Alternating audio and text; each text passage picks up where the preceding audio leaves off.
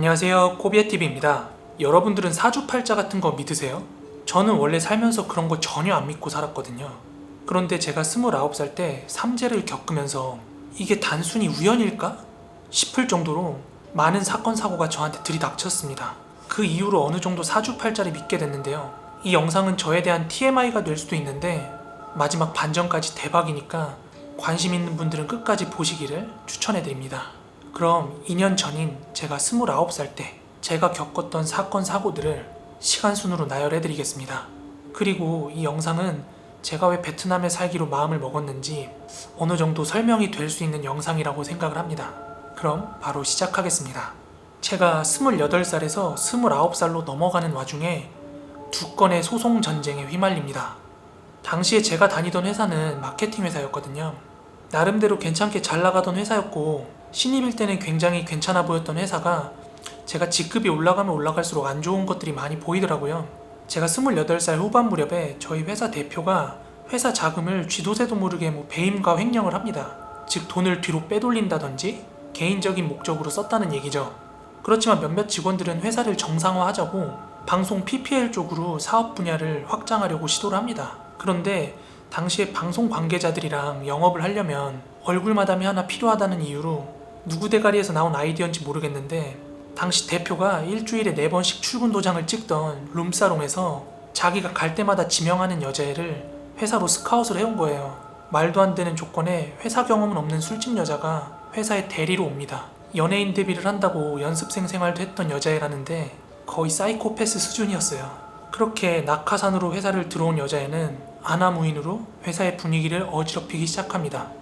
물론 사람들도 그 여자의 출처를 다 알았고요. 그런데 대표는 회사 내에서 그 여자애를 무슨 애인 대하듯이 대하는 거예요. 그러니까 그 여자애 때문에 회사 직원들이 불편한 게 있어도 말도 못하고 항상 끙끙 앓으면서 분노 게이지만 이렇게 올라가게 됐어요. 그런데 하루는 그 여자애가 밤새 술을 찐탕 먹고 회사 단톡방에다가 메시지를 남기는데요. 자기 어디에 있으니까 일로 와서 다 같이 즐기자, 술 먹자, 주말 한밤중에 그런 문자를 보냅니다. 그 직원을 제외한 다른 직원들끼리 있던 카톡 단톡방에서 난리가 난 거예요. 분노가 차올랐는데 하도 대표가 그 여자를 감싸고 도니까 다들 아무 말도 못하는 거예요. 그래서 제가 열받아가지고 그 단톡방에 한마디 했습니다. 누구누구씨 예의 좀 차리세요 하면서 이유를 들어가지고 설명을 해줬죠. 그랬더니 그 밤중에 저한테 전화가 와서 한다는 소리가 뭔지 아세요? 나 당신 성희롱으로 고소할 거야 라고 합니다. 요즘으로 치면 허위 미투죠. 사무실 말고는 얼굴도 마주친 적도 없고 부서가 달라가지고 사무실 방도 따로 쓰고 있는데 무슨 접촉이 있었다고 갑자기 저를 성희롱으로 고소를 한다고 하는지 막 계속 그렇게 카톡 보내고 전화하고 막 협박을 하더라고요. 네가 어쨌네 저쨌네 하면서. 그래서 저는 고소할 테면 하라고 합니다. 그리고 저는 저의 행동 동선, 저의 통화 내역, 저의 메신저 내역 모든 걸 확보해놓고 그 친구한테 고소하라고 했습니다. 단 내가 가지고 있는 증거 자료로 너가 나한테 무고 고소 협박을 한 건에 대해서는 나도 가만히 있지 않겠다 라고 으름장을 놓았더니 알아서 꼬리를 내리더라고요. 여기까지가 1차 고소 사건입니다. 이후에 회사 대표의 막장 운영으로 영업도 잘 되고 직원들은 일은 열심히 하는데 월급이 밀리는 사태가 옵니다. 그런 회사 운영 꼬라지가 너무 마음에 안 들어서 마음에 맞는 직원들끼리 따로 사무실을 분리해서 독립을 합니다. 당시에 대표이자 실장님이 한 분 계셨고 제가 팀장으로 있었는데요. 이 당시에 일을 정말 얼마나 개같이 했는지 모르겠습니다. 그 실장이란 사람은 맨날 밖으로 탱자탱자 놀러나 다니고 복잡한 일은 죄다 저한테 알아서 하라고 맡겨두고요. 그런데 사무실을 독립해서 나오고 제가 실질적으로 사무실을 지키고 있는 팀장 입장에서 아이들을 보다 보니까 마음 맞는 애들끼리 나왔는데도 불구하고 그 안에서 또 파벌이 생기더라고요. 정말 순탄치 않았습니다. 그 당시에 제가 혼자 쥐고 있는 클라이언트만 5-6개가 넘었어요. 그런데 저의 현재 프로젝트 현황, 저의 업무 레벨을 고려하지도 않고 실장이란 사람이 제가 어떻게 혼자 컨트롤하기 힘들 만한 대형 프로젝트를 하나 물어와서 저한테 던집니다. 그때부터 원래도 9시, 10시에 퇴근하던 제 일상이 매일 지하철 막차를 타고 퇴근을 해야 되는 입장이 되었고 사무실에서 돗자리 깔고 자면서 일을 한 적도 있고요. 퇴근하고 자취방에 와서도 일하고 주말에도 전화 받고 일하고 심지어 공휴일 명절에도 연락이 오면서 그렇게 일을 하게 됩니다. 그렇게 저의 몸과 마음이 조금씩 병이 들어갑니다. 아침에 일어나기가 두렵고 매일같이 찾아오는 우울감, 먹은 것도 없는데 찾아오는 위염과 소화불량, 불면증, 극심한 비염 이런 건강의 악화 탓에 제가 제대로 업무를 할 수 없다는 판단하에 실장에게 퇴사를 요청을 했지만 늘 약한 소리 하지 말라는 식으로 꾀병 불리지 말라는 식으로 화만 내기 바빴습니다. 그러면서 저의 사표를 수리하지 않았어요. 그렇게 몇 개월 동안 사표 수리를 하지 않고 버티더라고요. 사람도 구해주지 않고요. 제 건강은 급속도로 안 좋아지기 시작합니다. 그렇게 정말 죽지 못해서 하루하루 버티듯이 일을 하던 와중에 사건이 하나 터집니다. 제가 투입됐던 이 대형 프로젝트에는 저뿐만이 아니라 클라이언트 쪽에서도 저보다 경력이나 경험이 훨씬 많은 대기업 경력자들을 자체로 뽑아가지고 그 프로젝트를 함께 투입을 시켰던 거거든요. 그런데 이름만 대면 알만한 그런 대기업에서 오랜 기간 경험을 쌓은 30대, 40대 부장급의 직원들이 당시에 저를 보면 어떻게 평가를 하겠습니까? 당연히 얘기 몇 마디 해보고 일을 하다 보면 이 프로젝트를 끌고 가기에는 부족한 사람이라는 걸 알 수밖에 없는 상황이었어요. 이 포인트에서 문제가 생기는데요. 클라이언트 쪽에서 저의 업무력을 빌미로 사기 계약이라면서 주장을 합니다.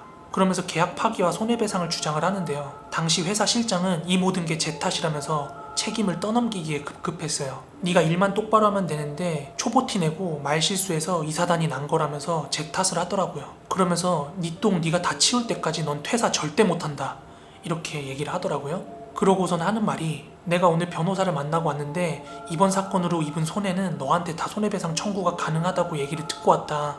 그런 식으로 마치 제가 퇴사를 하면 손해배상을 청구할 것처럼 협박을 하더라고요. 나중에 알게 된 사실이지만 이 문제가 빚어진 근본 원인은 저의 부족했던 업무력 탓이 아니라 그 실장이란 사람이 프로젝트 계약을 하면서 계약서 내에 상급 기획자 제공이라는 용역 계약 내용을 포함하였던 거예요. 용역 계약은 말 그대로 인력을 제공한다는 개념이거든요. 저는 회사 일개 직원으로서 주어진 일을 하는 직원에 불과했습니다. 그런데 당사자인 저는 아무것도 모른 채로 계약서에 고급 기획자로 들어가 있던 거예요.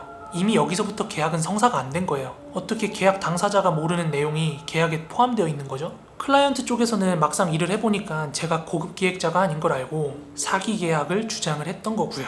그렇게 오랫동안 저는 고소에 대한 협박을 또 받다가 저 역시도 변호사분들이랑 상담을 거듭한 끝에 내용 증명 우편을 보내고 퇴사를 하게 됩니다. 웃긴 건 그 대형 프로젝트에 있어서는 저한테 일 못한다 어쩐다 그렇게 해놓고서는 처음에 저한테 대여섯 개 프로젝트를 맡길 때는 너만큼 손 빠르고 일 잘하는 사람이 없다면서 그렇게 맡겼던 사람이에요. 그렇게 앞뒤가 다르고 말이 달라요. 제가 내용 증명 우편을 보내서 퇴사를 하니까 저한테 보내야 될 임금을 안 보내고 쌩까더라고요. 그래서 저는 더 이상 얘기를 할 가치가 없다고 판단을 해서, 그래서 당시에 회사 실장이랑 얘기를 해가지고 실업급여를 부당스급하는 직원들이 있었거든요. 정말 대화할 가치가 없다고 판단하고 그냥 노동청에 고발을 했습니다. 그래서 아마 그 회사는 수천만 원 벌금을 물었을 거예요. 저 같은 경우는 그 벌금 내에서 일부 금액을 이제 포상금으로 받았는데 그래도 제가 받아야 될 돈보다는 미달이었기 때문에 참 유쾌한 경험은 아니더라고요. 지금까지 말씀드린 히스토리가 29살 초까지 일어난 일들이었어요. 그렇게 2017년에서 2018년도로 해가 하나 바뀐 거죠. 그런데 저희 어머니께서 매년 토정비결이나 사주 같은 걸 보십니다. 그런데 제가 29살이 되기 전까지는 어머니께서 사주를 보거나 토정비결을 보면 그렇게 다 좋은 얘기들밖에 없었대요. 그렇지만 2018년 한 해의 토정비결과 사주는 이상하리 많지 안 좋은 게 너무 많더래요. 어머니가 걱정이 될 정도로 안 좋은 말이 너무 많았다고 합니다. 미리 말씀을 드리면 2018년 제가 29살 되던 그 해는 제가 날 삼재를 겪는 해였어요. 나가는 삼재라고 해서, 삼재는 3년 동안 불운이 닥치는 해라고 해서 여러 가지를 조심해야 되는 해인데, 나가는 삼재라고 해서 삼재의 마지막 해는 굉장히 안 좋은 일들이 많이 겹치는 해라고 해요. 사람의 팔자마다 다르긴 한데 아무튼 그때까지도 저는 사주나 팔자라는 걸 믿지 않았습니다. 아무튼 그렇게 회사를 그만둔 29살 초 저에게 건강상의 문제가 찾아옵니다. 이미 그 전 회사에서 고생을 하면서 체중은 100kg를 넘어간 상태였고 극심한 우울감, 무기력감에 아무것도 할 수가 없었어요. 의욕도 안 생기고 당시 사귀던 여자친구랑도 헤어졌습니다. 정말 아무것도 못 먹고 먹은 게 없는데 소화도 안 되고 계속 구역질 나오고 진짜 제가 암에 걸린 줄 알았어요. 그 당시에는. 그래도 사람이 생존에 대한 본능은 있는지 제 병원에 가가지고 여러 가지 검사를 받았는데요. 제 위에 다수의 용종들이 자라고 있더라고요. 그래서 그 용종을 제거하고 꽤 오랫동안 위를 진정시키기 위한 약을 먹었는데요. 그렇게 건강상의 문제의 원인이라고 생각됐던 것들을 해소하고 났는데도 아무 증상이 나아지지가 않는 거예요. 당장 일도 시작해야 되는데 아무것도 할 의욕도 안 나고, 그러다가 이대로는 안 되겠다 싶어가지고 정신과 2곳을 방문을 해서 진단을 받는데요. PTSD를 진단을 받습니다. 외상후 스트레스 장애예요. 이게 외상후 스트레스 장애가 교통사고라든지 외상을 당한 이후에 사람들이 겪는 트라우마인데요. 여러분 그거 아세요? 뭔가 외부적인 스트레스나 과중한 업무, 번아웃에 의해서도 외상 후 스트레스를 진단을 받을 수가 있어요. 그래서 한 1, 2개월 넘게 정신과 꾸준히 다니면서 약도 먹고 상담 치료를 받습니다. 그렇게 마음이 좀 치유가 되고 나니까 마음의 지배를 받던 몸의 증상들도 하나씩 좋아지더라고요. 그리고 나서 그 당시에 제가 지금까지 한국에서 있었던 모든 일들을 좀 조용히 정리하고자 떠났던 나라가 지금 살고 있는 이 베트남입니다. 그런데 제가 베트남에 떠나기 직전에 저희 친형이 직장인 건강검진을 받았는데 폐 쪽에서 1cm 남짓한 조그만한 검은 덩어리가 보이더래요. 이 덩어리가 정확하게 뭔지 확진을 내릴 수가 없어서 여러 가지 검사를 하게 되고, 제가 베트남에 있는 기간에 형이 암 진단을 받습니다. 정말 30대의 젊은 나이에 뜬금없이 암이 생긴 건데요. 그렇게 친형은 수술을 준비를 했고, 그렇게 수술이 당일이 되어서 복강절개를 했는데 이미 암이 많이 전이가 돼서 3기까지 진행이 됐다고 하더라고요. 수술은 나름대로 잘 됐다고 하는데 그 당시 저희 집안은 정말 쉽게 웃을 수 없는 집안이었어요. 그런데요, 그리고 나서 진짜 얼마 지나지 않아서 거의 제 멘탈을 붕괴시켜버릴 만한 사건이 하나 또 터졌어요. 제가 정말 제 손으로 새끼 때부터 길러오던 고양이가 한 마리 있었어요. 그런데 이 고양이가 무지개 다리를 건넙니다. 너무 충격적인 사건이라서 제가 자세히 말씀을 드릴 수 없지만 타인에 의해서 살해를 당했습니다. 정말 세상이 무너지는 느낌이었고, 그때의 감정은 정말 어떻게 표현이 안 돼요. 저는 몸에 타투를 새기는 사람들을 선입견으로 바라봤던 사람 중에 하나인데, 그런 제가 너무나 소중했던 그 고양이를 기념하기 위해서 제 몸에 처음으로 타투를 새겼던 게 그 고양이의 생일과 이름이었습니다. 그 정도로 아끼고 가족 그 이상으로 생각하던 고양이였는데 참 어이없이 세상을 떠났어요. 제가 지금 기르고 있는 강아지 바오한테 애착이 더욱 특별한 이유는 제가 그 아이한테 다 못 준 애정을 바오한테라도 정말 최선을 다해서 주고 있는 거라고 저는 생각을 해요. 그리고 바오는 강아지지만 정말 그 당시 기르던 고양이가 하는 행동의 특징들이 있어요. 정말 그 고양이만이 가지고 있던 특징들을 바오가 할 때가 있어요. 그 행동을. 강아지인데도 불구하고. 그래서 그 친구가 다시 한번 나한테 와준 게 아닌가 생각하면서 정말 책임감을 가지고 열심히 기르고 있습니다. 아무튼 제 3제는 여기서 끝이 아니에요. 그렇게 제가 아끼는 고양이가 떠나갔다는 사실을 현실에서 받아들이기도 채 전에 정말 제 인생에서 말도 안 되는 빅 사건이 하나 터집니다. 제 전 재산을 사기를 당합니다. 정말 제 가족으로 생각했던 베스트 프렌드가 부동산 관련 투자 회사에 다니던 친구였어요. 정말 그 친구는 가족과 같이 생각을 했던 친구였고, 그 친구는 그 회사에서 5년 이상 근속을 했던 친구고, 그 회사도 거의 10년 가까이 된 나름대로 클라이언트들한테는 탄탄한 회사라고 이름이 났던 회사였습니다. 결론적으로 결정은 제가 했지만 그 친구를 믿고서 투자를 했어요. 그리고 그 친구와 제 주변에 있는 많은 동갑내기 친구들이, 재테크에 관심 있는 친구들이 그 회사의 사업에 대해 설명을 듣고 그 친구를 믿고 투자를 했어요. 그런데 29살 2018년 그 해의 연말에 충격적인 한 통의 전화를 받게 됩니다. 그 회사 대표와 직원들이 해외 도주 시도를 하다가 잡혔다고요. 모든 투자자들한테 전화가 다 갔습니다. 그런데 이미 그 정도로 생각을 했으면 돈 세탁은 끝났겠죠? 돈의 행방은 알 수가 없어요. 당시 전체 피해액만 250억이 넘어갔습니다. 지금은 원수 자식인 그 친구 앞으로 잡힌 투자 금액만 50억이 넘었어요. 제가 잃은 돈도 거의 9천만 원에 가까운 돈을 잃었습니다. 투자는 제 결정이었기 때문에 사업이 어려워서 망했거나 뭔가 경제가 휘청해서 망했다면 저는 받아들였을 거예요. 그런데 그게 아니잖아요. 얘네들은 그냥 사기죄는 형량 많이 안 세니까 깜빵 다녀와서 돈 먹자는 생각이 가득한 사람들이더라고요. 오랜 기간 동안 계획된 거였습니다. 많은 사람들이 사기를 당하는 사람도 문제라고 얘기를 하는데요. 이게 어떻게 사기를 당하는 사람의 문제입니까? 제가 여러 변호사분들이랑 상담도 하고 했는데 정말 공부 많이 한 엘리트 분들도 당하는 게 사기예요. 작정하고 사기치면 어떻게 못 피해요. 저는 베트남에 살아보고 싶어서 먹을 거 안 먹고 입을 거 안 입으면서 그렇게 돈을 모았던 건데, 참 그 돈 날리고 나니까 정말 하늘이 너 베트남에 가서 살라고 마지막까지 한국에서 정 떼라고 이런 시련을 주는 건가? 라는 생각까지 할 정도였어요. 그 원수 자식이 이제 저랑 대학 동기였기 때문에 같이 사기를 당한 피해자 중에는 저랑 동갑인 친구들이 굉장히 많이 있었거든요. 뭔가 좀 이상하지 않나요? 같은 29살, 같은 3제. 그렇게 안 좋은 일들만 계속 저한테 벌어지잖아요. 뭔가 사람들 살면서 한 번 겪기도 어려울 만한 사건들을 계속 연달아 겪으니까 제가 멘붕이 와가지고 알아보기 시작했어요. 그 당시 제가 29살이니까 뭔가 이 구자 때문에 9수가 껴서 그런가? 뭐 이렇게 생각을 해가지고 사주에 관련된 걸 막 이렇게 검색을 해봤는데 그때 알게 된 게 삼재였어요. 게다가 공교롭게 그 해는 정말 삼재 중에서도 기운이 사납다는 나가는 삼재였던 거예요. 그렇게 나가는 삼재인 걸 알고 나서 저는 진짜 새해가 밝을 때까지 길 걸어 다니는 것조차 조심하면서 걸어 다녔어요. 정말 어디 하늘에서 돌 떨어져서 돌 맞고 죽을까봐 정말 걸을 때도 두리번거리면서 걸어 다닐 정도로 정말 조심히 살았어요. 자, 그렇게 저의 삼재가 끝나는 2019년 30살의 한 해가 밝아옵니다. 이 모든 시련을 겪으면서도 저는 견뎠어요. 그렇게 삼재가 한바탕 지나가고 나면 좋은 일들이 가득하다고 그러더라고요. 마침 어머니께서 또 새해 사주를 보셨는데 되게 또 좋은 일들 많을 거라고 그런 결과를 받고 오셨다고 합니다. 그렇게 저도 새해 새 마음가짐으로 입었던 금전적인 피해, 마음의 피해, 건강의 피해를 복구하기 위해서 입었던 피해들을 복구하기 위해서 새로운 새 마음가짐으로 새해를 시작합니다. 그리고 아직도 날짜가 기억이 나는데요. 1월 6일 일요일이었거든요. 다음 날이 월요일이니까 새 마음으로 깔끔하게 일을 시작하고자 싶어서 미용실에 갔어요. 머리를 자르려고. 제가 한국 살 때 다니던 미용실이 거의 8년 넘게 다니던 단골 미용실이었어요. 그래서 미용실 원장님께서도 저를 너무나 잘 아시는 분이셨어요. 제가 어떤 일을 겪었는지, 최근에 어떤 사건 사고들이 있었는지 딴 사람한테는 말을 안 해도 그 원장님한테는 고민 상담도 하고 그랬거든요.